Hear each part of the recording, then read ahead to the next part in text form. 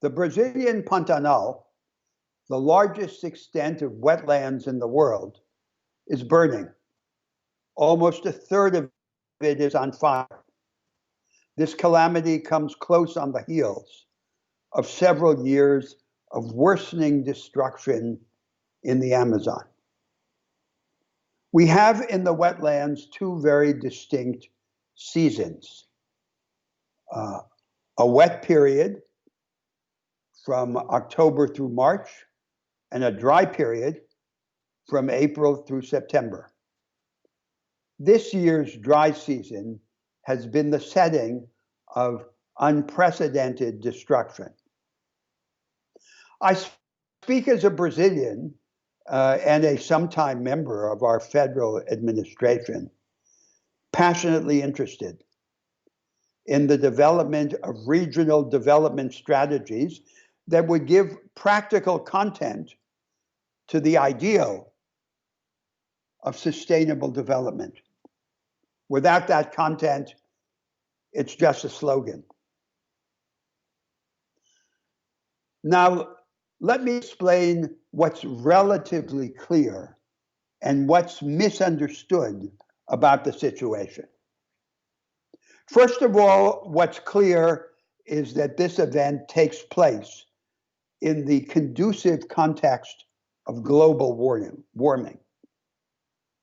Second, what's clear is that there is a close connection between what's happening in the Amazon and what's happening in the Pantanal. The vast Amazon basin, to a large extent, regulates the regime of rain in all of South America. The disturbance of that regime has immediate consequences for what happens in the Pantanal.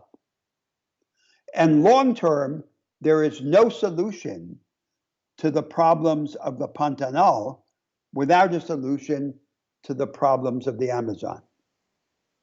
The third point that's clear is that an element in the present situation is the unwillingness of the present administration, the Bolsonaro government, faithfully to execute the environmental laws in Brazil. We have environmental laws that are among the most demanding in the world, but they don't mean anything if they're not to be implemented, either because of vacillations of political will, as happens now, or for lack of institutional and economic instruments, as has happened often in the past. Now, we should understand, with respect to this third point, that sustainable development will never advance in Brazil if it is reduced, as it sometimes is in the rich North Atlantic countries, to a merely preservationist agenda. And many of the NGOs that are concerned with environmental protection in Brazil take this merely preservationist approach.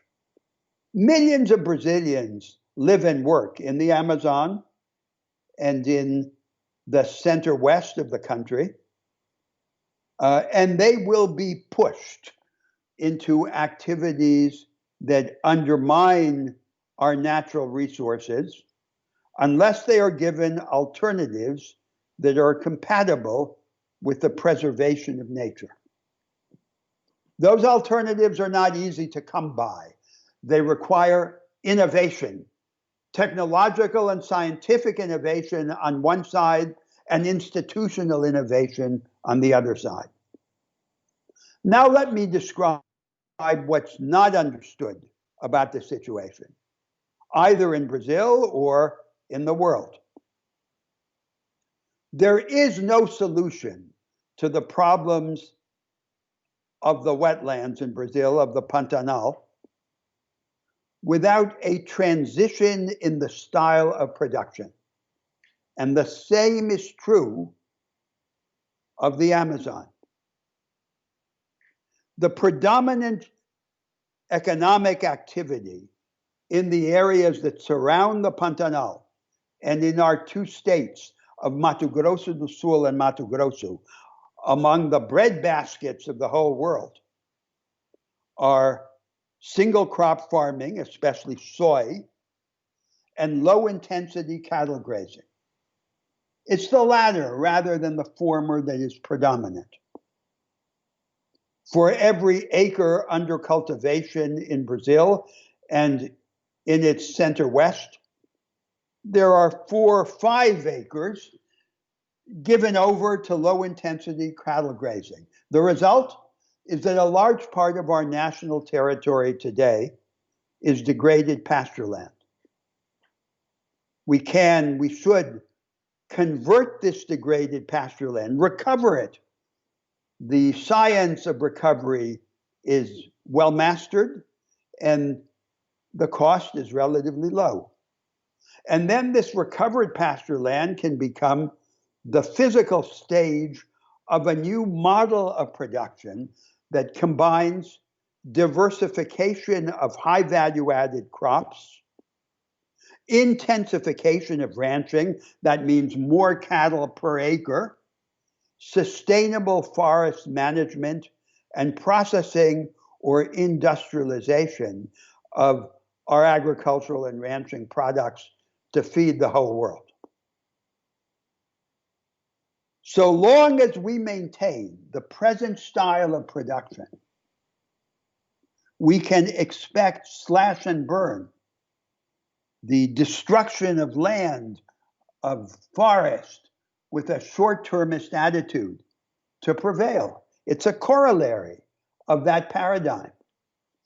And the same is true by analogy of the Amazon.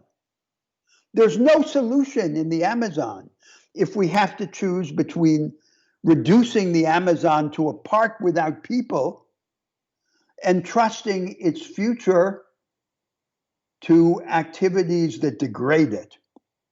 Then there's no future if we imagine a kind of low-scale, extractive activity, workers taking latex out of the trees.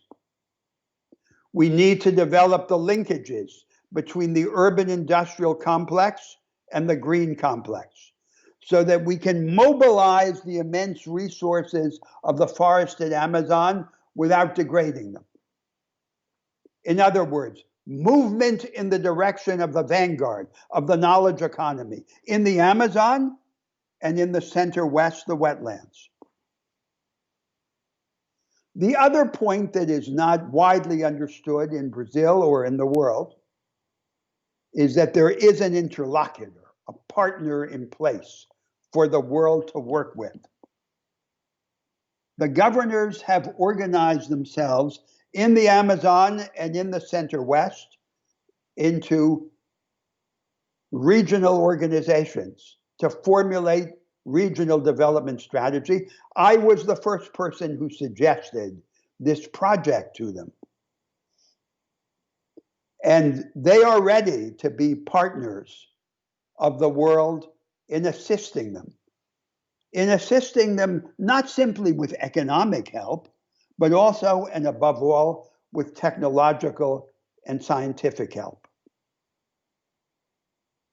We can succeed in the effort to develop such a partnership only if we do it in a form that respects the national sovereignty.